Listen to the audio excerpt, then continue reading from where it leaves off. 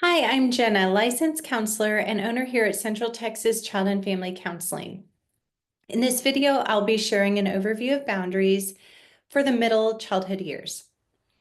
Hi, parents. So according to Brene Brown, boundaries are finding a way to be generous toward others while continuing to lead with integrity and stay true to yourself. Setting boundaries is not selfish. It means prioritizing your needs and practicing self-care without feeling guilty so that you can be there for others. As caregivers, it's first and foremost essential to understand and practice healthy boundaries for ourselves so that we can model and so that we can give to others. And this is the best way that we can teach our children. So, first and foremost, I just want to encourage you to practice those healthy boundaries and learning about those boundaries because some of us didn't have really great role models growing up. And so it takes that intentionality of self-understanding, mindfulness, and growth as the adults and the parents and caregivers for our children. But in this video, we're going to focus on boundaries for kids in those middle childhood years. The focus for kids at this age is all about teaching responsibility and respect while still maintaining a strong connection with your child. So we're going to use the TBRI principles that are going to help guide us and guide our kids with boundaries that empower them rather than control them. Children in middle childhood are seeking more independence and testing more limits, which is a normal part of their growth. Boundaries help them to understand their role in relationships and develop accountability.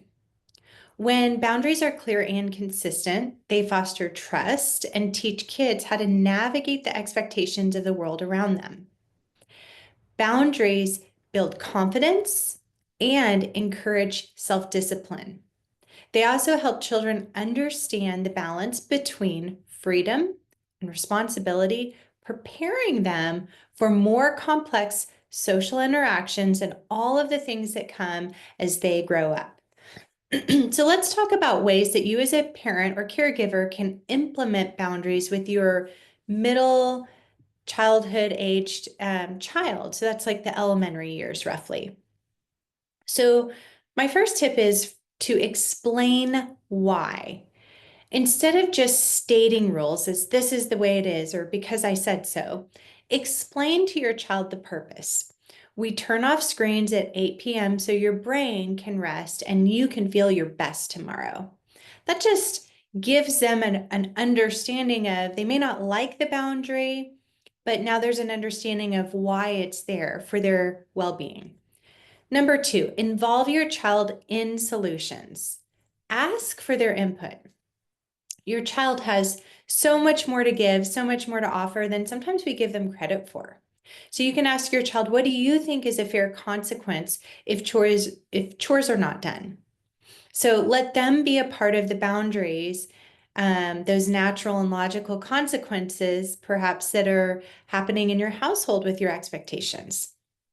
Number three, use logical consequences with your child.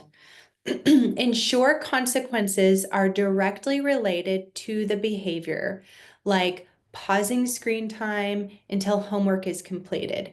So a lot of times parents were taught, when we were growing up, we might have heard, hey, you're grounded, or you have this taken away, or you can't go out, you can't play with this person, or whatever. And it wasn't connected to our behavior. So what you want to do is a consequence for your child if they're doing something that you want to set a boundary around.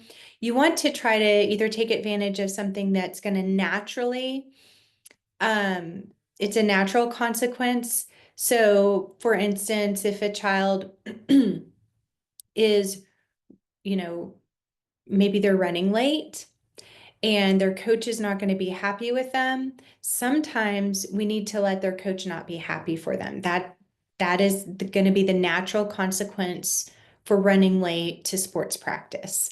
Other times we would want to implement a logical consequence, and that's something that's related. And we might need to create that, but it's going to have some sort of relationship. And that's going to be a better way of your child seeing where the boundary is connected to their behavior.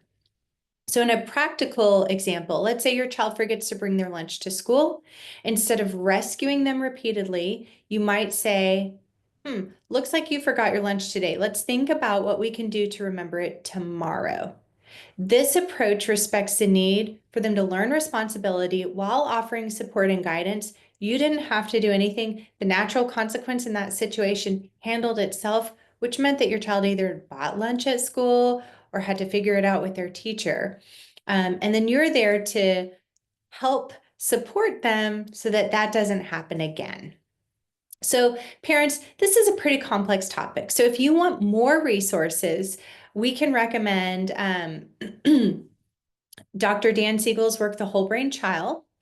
I can also recommend the book called How to Talk So Kids Will Listen and Listen So Kids Will Talk by Adele Faber and Elaine Maslish. I can also recommend The Anxious Generation, which is written by Jonathan Haidt. And on our website, gtowncounseling.com, we have a plethora of articles and resources that are free for you. Just go up to the resource section, and under parents, they're listed by category. Boundaries has several articles that you can read through and see if it's helpful for you.